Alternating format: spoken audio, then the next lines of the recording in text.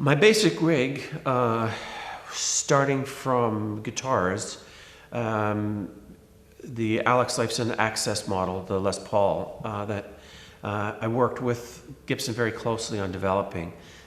We spent a couple of years putting that together. We went through different pickup configurations, different body weights, different vibrato arm mechanisms, and so we really became quite involved in the production of that guitar. It wasn't just sticking my name on something.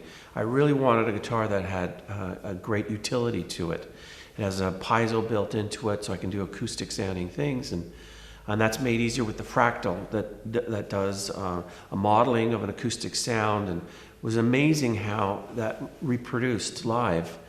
So that was my basic guitar. I have a few of those that I carry on the road, some different tunings.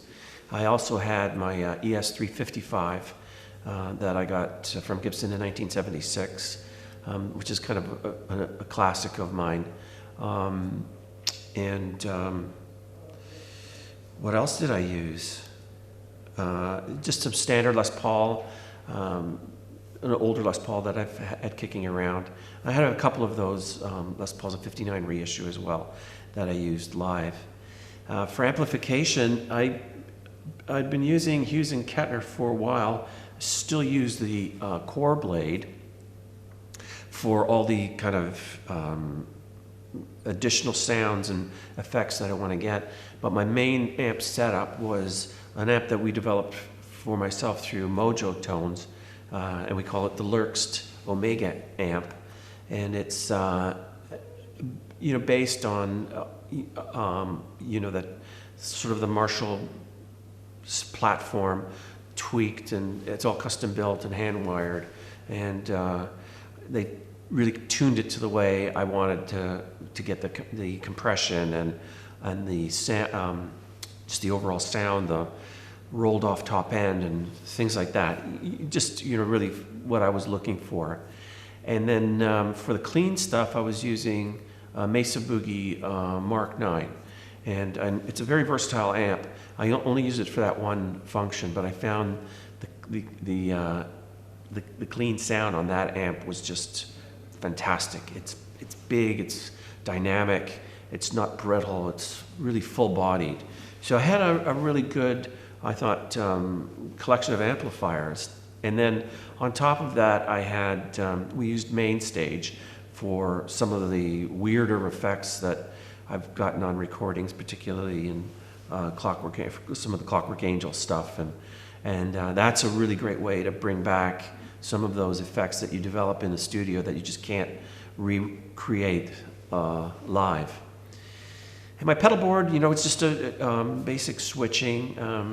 It's an Access. It's built in Toronto, and I've had that foot switch system for quite a few years. It includes a volume pedal and a wah pedal and presets, and I'm quite used to it, dancing around on that thing. There have been no tweaks since we approved the final version. As I said, we spent a couple of years going back and forth. I think we went through 3 different pickup configurations. Because the Access Les Paul is a thinner model with quite a bit of channeling done in it, I was concerned that the weight wouldn't be quite what I expected it to be. So with my model, we went to a heavier mahogany. There's quite a bit of channeling that's done in mine anyways to accommodate the vibrato arm and some of the other functions. But the added weight puts me somewhere between what a standard Access is and what a standard Les Paul model would be. So there's a bit more weight, the sustain is right, but there's nice clarity to the top end. The piezo sounds fantastic, and it's a very comfortable guitar to play. We sculpted the cutaway so that you can get your hands up nice and high without feeling jammed up there. So, we addressed a lot of things, and once we'd finalized it, then that's what the guitar was. And I think it's been quite a success for Gibson, and the feedback's been very good. I think it's, as I said, it's a great utility guitar. It's really built for a guitarist, a working guitarist. Well, I've always been an effects guy, right from the very beginning. When we were playing bars back in the early 70s, basically I had a Maestro phase shifter and a wah pedal. I mean, there really wasn't a lot available back then. It was even pre MXR days, so it was tough to find stuff that would change your sound, particularly in a three-piece where I wanted to have as many textures as I could. The Boss Chorus came along, and that revolutionized my sound. I became quite dependent on that to make a broader, that chorusy effect I've always just really loved. Certainly over the years, a million effects have come and gone, and I've used a lot of stuff in my chain. But on this tour, I really consolidated everything, and I went to the Fractal, and the Fractal just sounds fantastic. It's easy to use. It's very, very broad in its application.